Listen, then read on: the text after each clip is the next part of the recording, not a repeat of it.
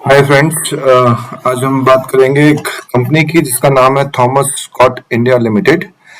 ये कंपनी जो है ये कपड़ों के बिजनेस में है, रेडीमेड गारमेंट्स। आप यहाँ देख सकते हैं डिफरेंट काइंड ऑफ अपरेल्स ये बनाती है, premium shirting and semi formal casual shirts.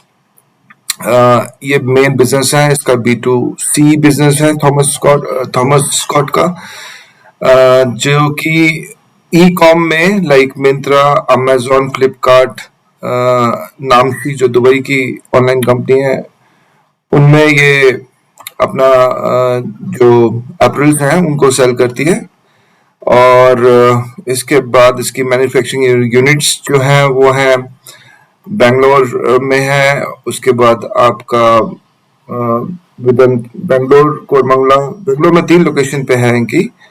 उसके बाद अब मेन चीजें जो हैं इसमें ध्यान रखने वाली कि इसका जो ब्रांड्स हैं और जो इसके क्लाइंट्स हैं वो रेमंड है, बीइंग ह्यूमन है, शॉपर स्टॉपर, रेड टेप है। तो आप जानते हैं एक फेमस जो ब्रांड्स हैं जो इसके साथ काम करते हैं, इसके प्रोडक्ट्स को अपने यहाँ बेचते हैं।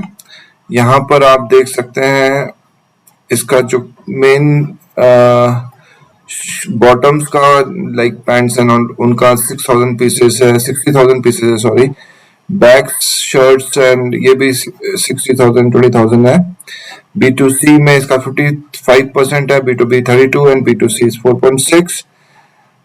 Mains, women, kids and man accessories इस तरह से डिस्ट्रीब्यूशन है। जो काम की बात है वो ये है कि इस कंपनी ने AI जो टूल्स हैं उसको इम्प्लीमेंट किया हुआ है, जैसे थ्रेड AI, जिससे कि इनको पता चलता रहता है कि ट्रेंड क्या चल रहा है और किस चीज की डिमांड है। उस जिस इस ये एक इम्पोर्टेंट डाटा होता है जिसके कारण कि ये अपने प्रोडक्ट्स को उसी दिशा में मैन्युफैक्चर करते हैं ताकि उसकी सेल अच्छी हो। तो जिन कंपनियों में AI नहीं है वो कंपनियां उतना ज्यादा बेनिफिशियल नहीं होती। जिन कंपनियों में AI होती है उनको एडवांस डेटा मिलता है, एडवांस इंफॉर्मेशन मिलती है, मार्केट ट्रेंड का पता चलता है और वो एक अपना अच्छा बिजनेस करती है। और जो कि आप इसके अभी मैं आपको नीचे दिखाऊंगा कि इसकी जो परफॉर्मेंस है कंपनी की कैसी है और इसकी सेल्स में कैसे कन्वर्ट हुआ। इसका जो AI का जो इसके कॉन्सेप्ट है वो सेल्स में कैसे कन्वर्ट हुआ। तो इस कंपनी का फटाफट हम देखते हैं। पहले तो मार्केट कैपिटलाइजेशन इस बहुत छोटी कंपनी है, 551 करोड़ की मार्केट कैपिटलाइजेशन है। स्टॉक भी 43 है, इंडस्ट्री भी 34 है। थोड़ा सा कॉस्टली है यहाँ पर इस समय जिस प्राइस पे स्टॉक चल रहा है।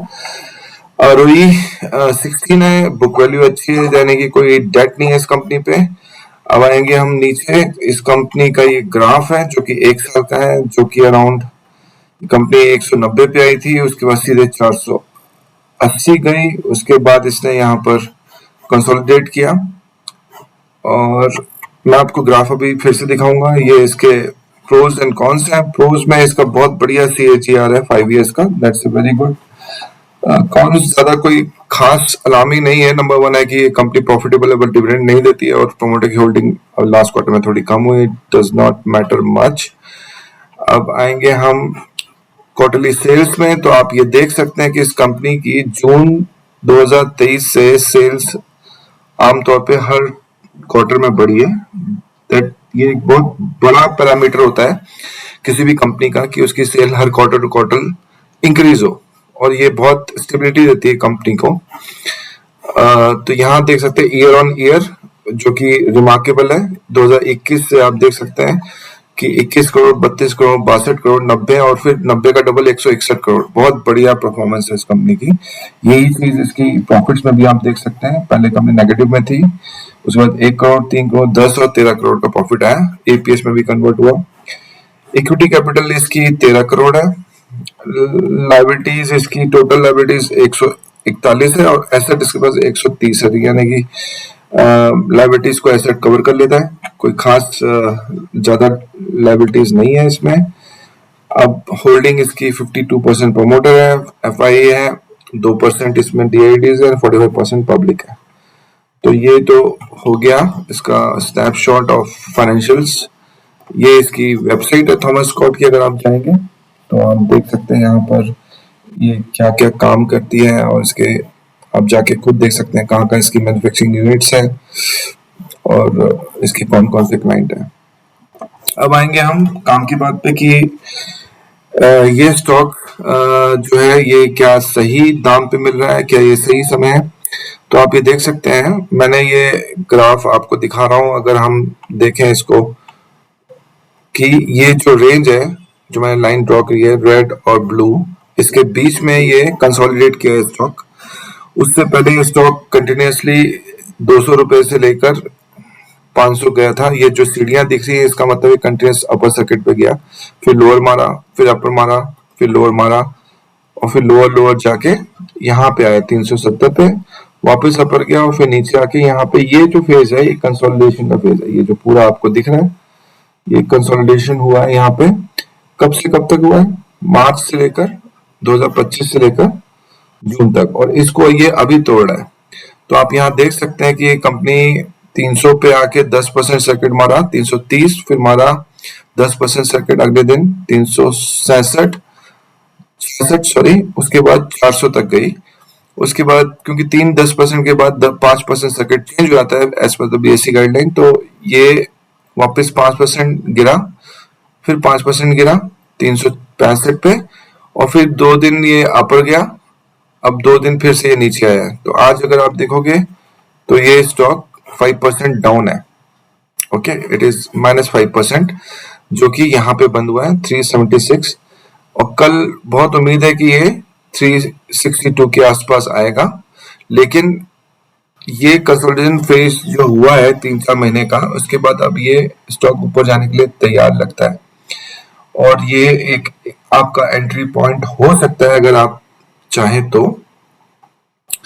और अगर ये स्टॉक इस लाइन के नीचे जाता है, यानी कि वो पूरा ट्रेंड ब्रेक हो जाता है और ये स्टॉक नेगेटिव है, और जब इस लाइन के ऊपर जाता है तो ये बुलिश है। तो हम इस एक पैरामीटर को देख के ले सकते हैं, और ये कोई रिकमेंडेशन नहीं है लेने की या नहीं लेने की, लेकिन मैं आपको सिर्फ ये बता रहा हूँ कि ये कंपनी जो है इसमें मोमेंटम दिख रहा है इस समय, जो कि इसको ऊपर ले आ सकता है। लेना या ना लेना ये आपकी अपनी चॉइस है। आप अपने फाइनेंशियल एडवाइजर और अपने सीए से कंसल्ट करके ही कोई डिसीजन लें। मैं कोई सेबी रजिस्टर्ड एनालिस्ट या ब्रोकर नहीं हूँ, और मैं कोई बाइंग सेलिंग की रिकमेंडेशन नहीं दे रहा हूँ। ये मेरी स्टडी, ये सिर्फ एजुकेशन पर्पस के लिए वीडियो है, और जो मैंने नोटिस किया वो मैं आपके साथ शेयर कर रहा हूँ। सो बाकी आपकी खुद सोच समझ के अपना आप डिसीजन लीजिएगा। अगर मैं होता हूँ इस जगह तो मैं यहाँ पर कभी भी बड़ी पोजीशन नहीं लेता, क्योंकि ये ऑलरेडी 300 से 360 आई है। लेकिन पोजीशन छोटी ले सकते हैं, और नीचे आए तो हम और बढ़ा सकते हैं, क्योंकि इसमें मोमेंटम दिखता है, कंपनी के फाइनेंशियल्स अच्छे हैं जो कि इसको ऊपर ले आ सकते हैं। तो कल 90% उम्मीद है कि ये नीचे खुलेगा और वापस ऊपर 5% -5% नीचे आने के बाद +10% ऊपर चला जाएगा, जो कि पिछले 2 बार ये ऑलरेडी कर चुका है पिछले 1 हफ्ते में। आप देख सकते हैं जाके अपना चार्ट। तो ये एक इंफॉर्मेशन थी जो मैंने नोटिस की इस स्टॉक में, क्योंकि ये ब्रेकआउट एरिया जोन में अपना जो कंसोलिडेट जोन था उसको तोड़ के ब्रेकआउट एरिया में आ गई है। सो आप अपना डिसीजन उस हिसाब से लीजिएगा। Thank you so much, have a great day, जय हिंद।